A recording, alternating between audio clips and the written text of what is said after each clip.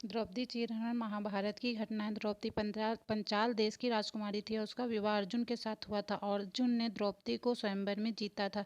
लेकिन माता कुंती के अनजाने में दिए एक आदेश से द्रौपदी पांडवों यानी पांचों भाइयों की पत्नी बन गई। एक बार की बात है जब पांचों भाइयों में सबसे बड़े युधिष्ठिर इंद्रप्रस्थ नगर पर राज कर रहे थे। उस समय हस्तिनापुर का राजकुमार दुर्योधन था और पांचों पांडवों उनके चचेरे भाई थे। दुर्योधन कौरवों में सबसे बड़ा था और अपने चचेरे भाइयों यानी पांडवों से जलता था। दुर्योधन सबसे ज्यादा चालाक अपने मामा शकुनी को मानता था। शकुनी ने दुर्योधन को सलाह दी कि पांडवों को जुआ खेलने के लिए आमंत्रित करे। पांडवों ने अपने भाई दुर्योधन का निमंत्रण स्वीकार कर लिया।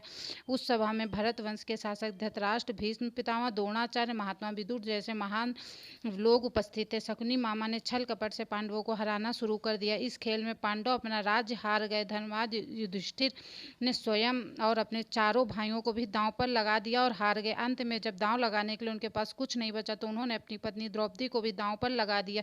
दुर्योधन ने जैसे ही इसी पल का इंतजार कर रहा था, शकुनी मामा की मदद के से उसने द्रौपदी को भी जुए में जीत लिया। द्रौपदी को जीतने के बाद दुर्योधन ने अपने भाई दुशासन को आदेश दिया कि वो द्रौपदी को भरी सभा में बाल पकड़कर घसीटते हुए लेकर आए। भाई की आज्ञा मिलते ही दुशासन द्रौपदी के कक्ष में गया और उसे सभा में चलने के लिए कहा। रानी द्रौपदी बहुत ही स्वाभिमानी और पतिव्रता स्त्री थी, इसीलिए उन्होंने दुशासन के साथ चलने से मना कर दिया। दुशासन ने गुस्से में आकर द्रौपदी के बाल पकड़ लिए और उसे खींचते हुए भरी सभा में लाकर खड़ा कर दिया।